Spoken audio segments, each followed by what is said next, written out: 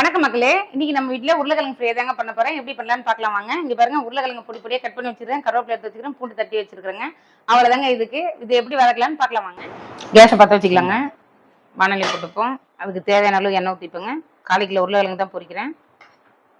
ஒரு ஸ்பூன் கடுகு போட்டுப்போங்க. கடுகு பொரிஞ்சிச்சுங்க. இந்த நேரத்தில் ஒரு ஸ்பூன் எள்ளு போட்டுப்போம். தட்டி வச்சு பூண்டு போட்டுப்போங்க. ஒரே ஒரு பச்சை மிளகாய் அதையும் போட்டுருவோம். கருவேப்பிலை ஒரு கொத்து உருவி வச்சுருக்கேன், அது போட்டுருவோங்க. நல்லா வதக்கி விட்டுருவோம். நல்லா அரைஞ்சி தண்ணியில் போட்டு கழுவி 2 வாட்டி கழுவி வச்சுருக்கேன். உருளைக்கிழங்கு போட்டுருவோம். மஞ்சத்தூள் ஒரு 1/4 ஸ்பூன் போட்டுப்போங்க. தேவையான அளவு உப்பு போட்டுப்போங்க. வீட்டு மிளகாத்தூள் ஒரு ஸ்பூன் போட்டுப்போங்க. சில்லி பவுடர் ஒரு 1/4 ஸ்பூன் போட்டுப்போம்.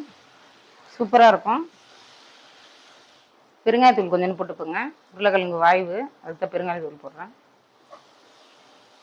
இதாங்க, நல்லா கலந்து விட்டாச்சு. இப்போ கேஸை ஸ்லோ பண்ணிவிட்டு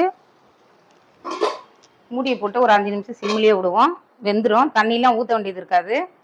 நல்லா நம்ம எள்ளு கடுகுலாம் போட்டிருக்கோம்ல, அது அடியில் வந்து கருந்துடும். அதனால் அப்பப்போ அடியோடு எடுத்து இப்படி ஒரு பெரட்டு. அவ்வளோதான். இந்த நேரத்தில் மேலே கொத்தமல்லி போட்டிங்கன்னா நல்லா கம்மன்னு வாசனையாக இருக்கும். அதுவும் நல்லா வெந்துச்சுன்னா சூப்பராக இருக்கும். வேகட்டும்.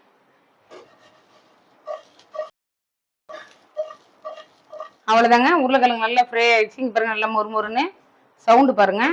இங்கே பாருங்க, சூப்பராகிடுச்சு.